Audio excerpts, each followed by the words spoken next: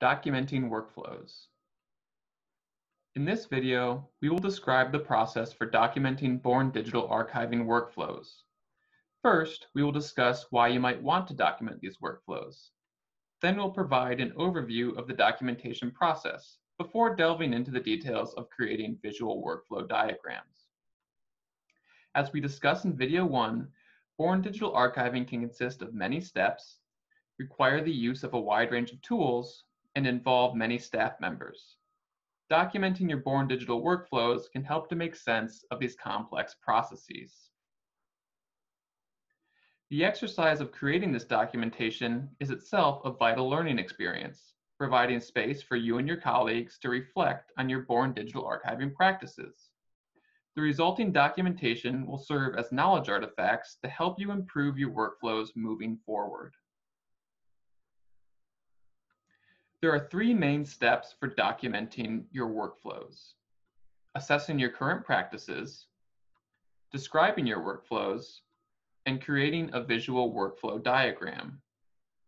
All stages of the documentation process benefit from engaging the diverse stakeholders involved in Born Digital archiving at your institution, including archivists, curators, IT staff, and others.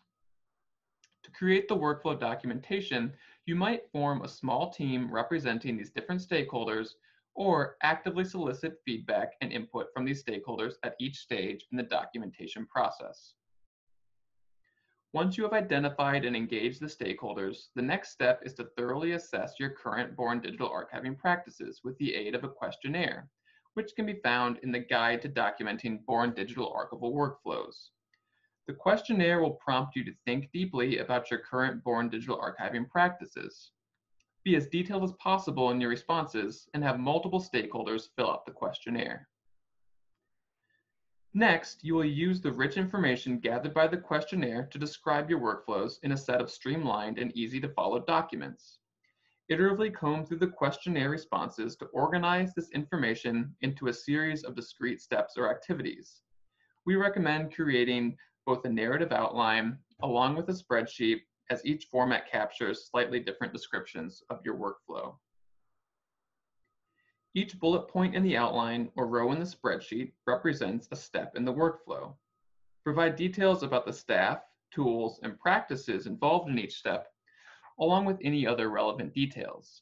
For instance, indicate if certain conditions need to be met for a step to be carried out, or if some steps happen concurrently. Templates for both of these documents can be found in the guide. These descriptive documents are useful knowledge artifacts in their own right, and these also form the foundation for the visual workflow diagram.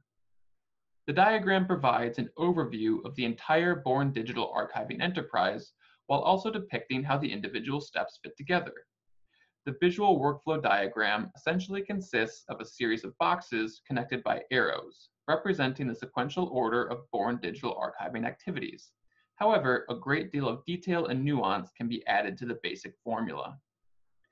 To create the visual workflow diagram, you will first need to select a workflow modeling tool. There are a range of software options at varying price points and with various features and functionality.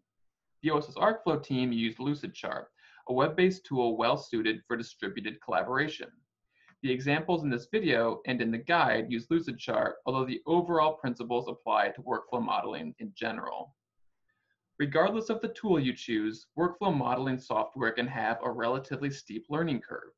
You should plan to spend approximately 10 to 15 hours familiarizing yourself with the software and laying the groundwork for your workflow diagram.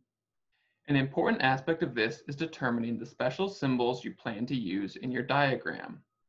In addition to boxes for each step and arrows indicating the sequential order of steps, you may also want to include symbols for decision points where pathways diverge, steps with several concurrent activities, points where activities are delayed pending some other action, and pain points, or gaps and challenges in your current practices. The guiding principle for the diagram is legibility.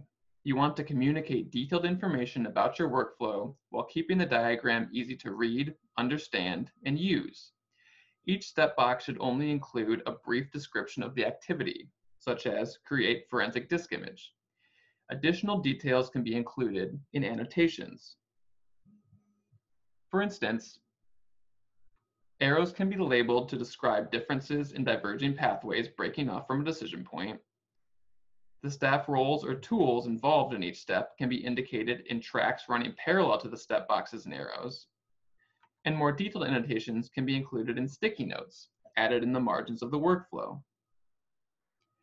The content of the diagram can be drawn directly from the descriptive outline and spreadsheet created in the previous stage. However, this is not a direct translation. The diagram condenses and visually represents a lot of this information.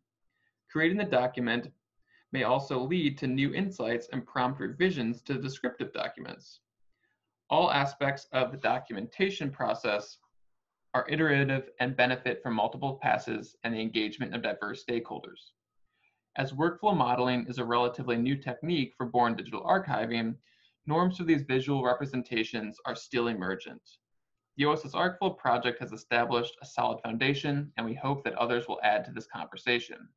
The third video in the series covers in more detail some of the ways you can apply your workflow documentation to assess and advance your born digital archiving practices.